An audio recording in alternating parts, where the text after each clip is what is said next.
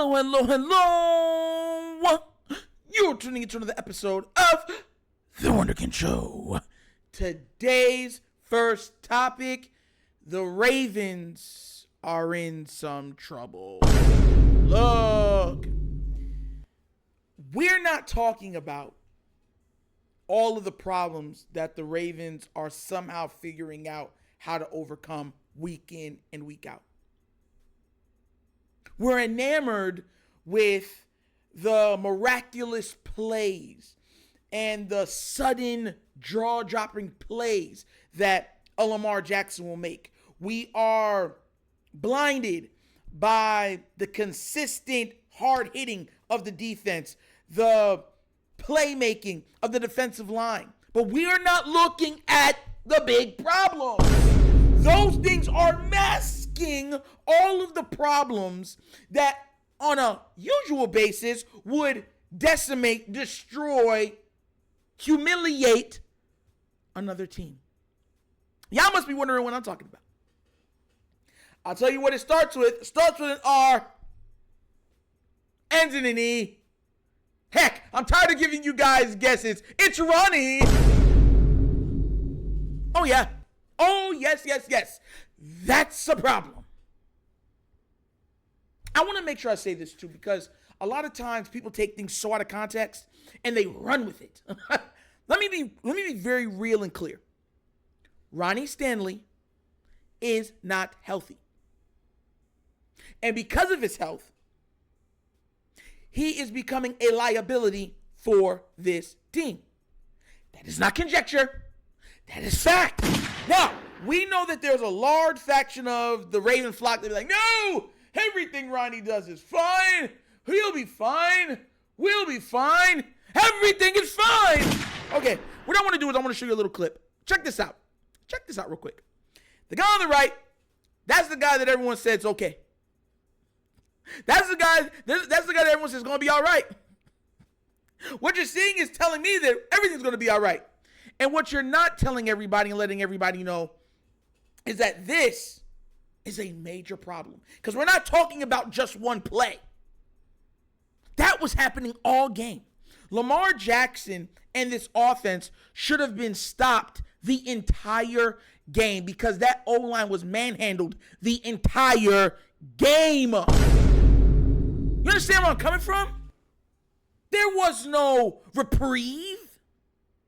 It was, oh crap, Ronnie gave up again. Okay, Lamar, time to go Super Saiyan. Ah! And that's what he would do. And he kept making play after play after play after play. Ronnie was even a liability in the run game. The defense already knows that they don't want to run to Ronnie's side no more. They want to run to the right side. So they are loading up everything on the right side. And even if you run a counter, hey, we're on a counter to the left. Hey, it might still not work even though everyone's over there because Ronnie Stanley guy will push Stanley into the running back. And through the running back into Lamar. And through Lamar into the bench. And everyone's sitting there on the sideline with that defender like, where are you pushing us to? Out of the stadium. You see, the Ravens have figured out that, the offense has pretty much said, look, we're not where we thought we would be. We are not where we should be. So Lamar is going to have to be Superman to get us to where we want or envision ourselves to be. That's a problem. You see, nobody is looking at how it reverberates through the team. No one is looking at the plays that are injury level plays that put your quarterback in a very awkward position. Because here's the thing. This is what I love about Raven fans. And I'm a Raven fan, but you know what I'm talking about. They'll marvel at what you see with Lamar today. But then when it comes back to bite us because he's having to do it play in, play out, then it's, why didn't he just go down? Why didn't he just throw it away? What is wrong with him? He's not a quarterback. That's what you hear them say. When the actual problem is never being addressed. instead of looking at the wound, they're looking at the Band-Aid and saying, the Band-Aid is evil.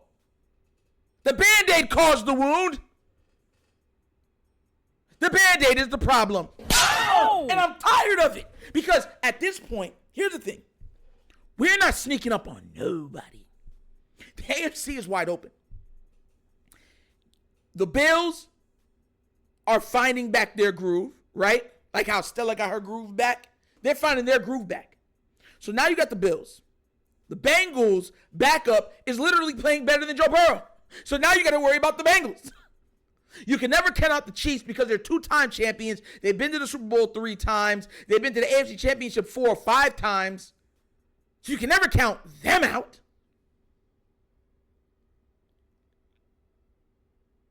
And Miami is an offensive explosion away from dropping 70 on any or everybody's head on any given Sunday. And all the teams I've named have decent or good / great pass rush. And we didn't even put in the Browns.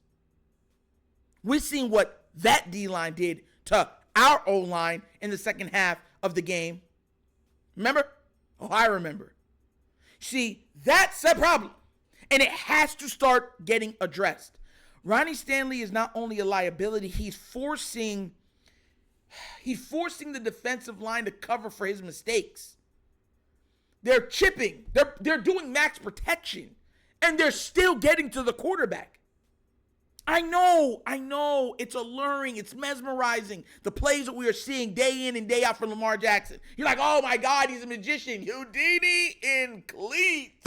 But there's a problem. Because eventually, if you watch anime, if you watch sci-fi, if you watch anything with magic, magic is not infinite. It's finite.